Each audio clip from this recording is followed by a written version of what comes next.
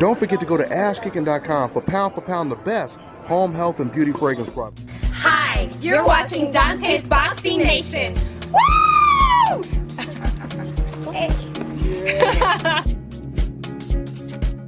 Game, and I'm coming for you. I am coming for you. I will come here to Brooklyn and strip you of your title, son. Easy breezy, baby.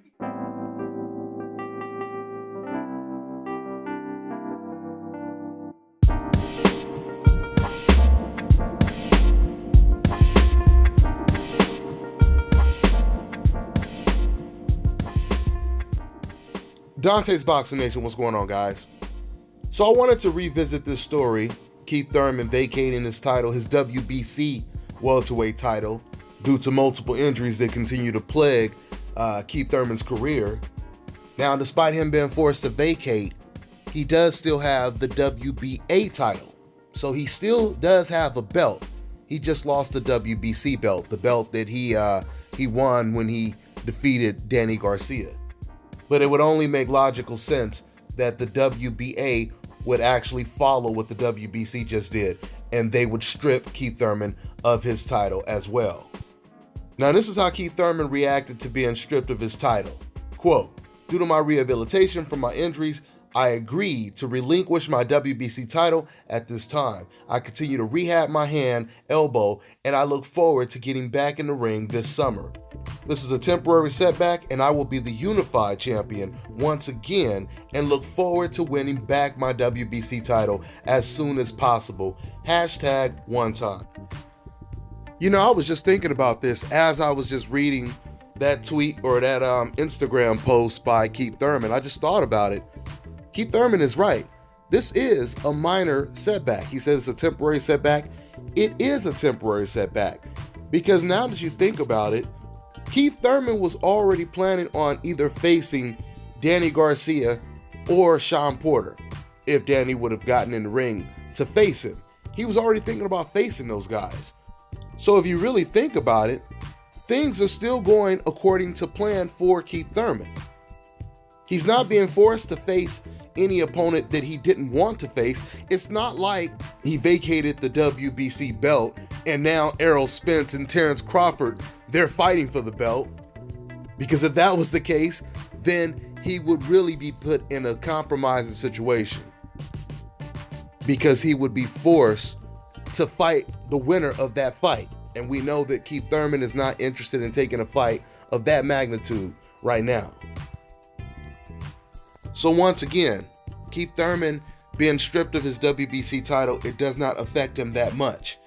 Now, if he gets stripped of the WBA title, that may affect him because we don't know who he's going to have to fight to get that belt back. Now, this is really unfortunate, the whole situation, because there was already a huge delay. You know, Keith Thurman was already postponing a possible fight with Errol Spence. And that right there is the super fight in the welterweight division. Because before Errol Spence emerged in a certain way, Keith Thurman, he was pretty much the Errol Spence of the welterweight division. Okay, I'm not saying he's as talented or not comparing style or anything like that.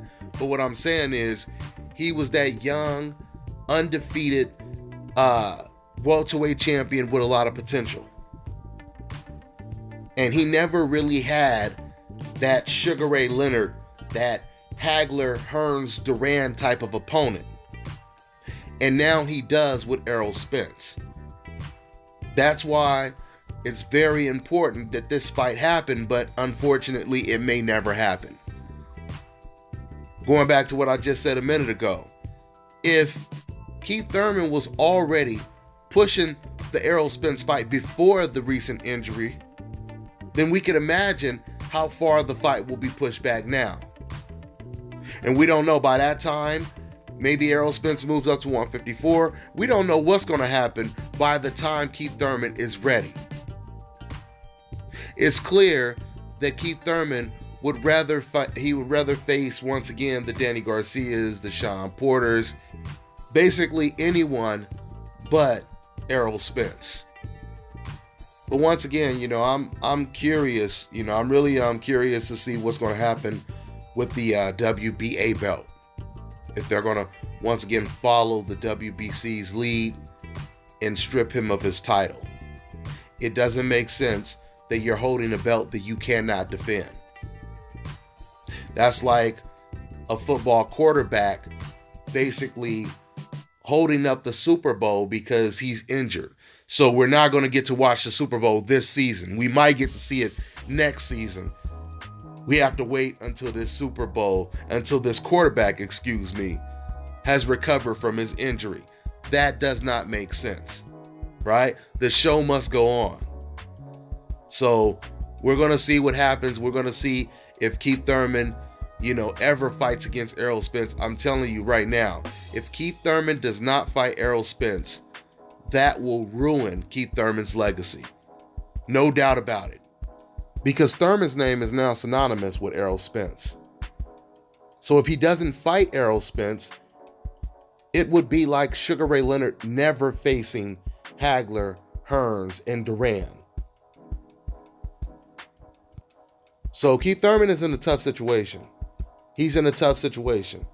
Does he retire as the fighter that avoided the toughest guy in his division? Or does he go in there and risk losing to the toughest guy in his division? We'll see what happens. I hear a lot of people saying, Keith Thurman is not focused anymore. He's not the same. He's going on these vacations. He's talking different and all of this kind of stuff. I guess I'm in the minority when it comes to that perspective, because I don't believe Keith Thurman is different. I believe if you put that same Keith Thurman in there with Danny Garcia, you put that same Keith Thurman in there with Sean Porter, we're going to see the same Keith Thurman. Okay? Keith Thurman understands that Errol Spence is a different type of animal. And because of that, he has more respect for Errol Spence than any other fighter. Let's see what he does in the near future. That's all I got for now.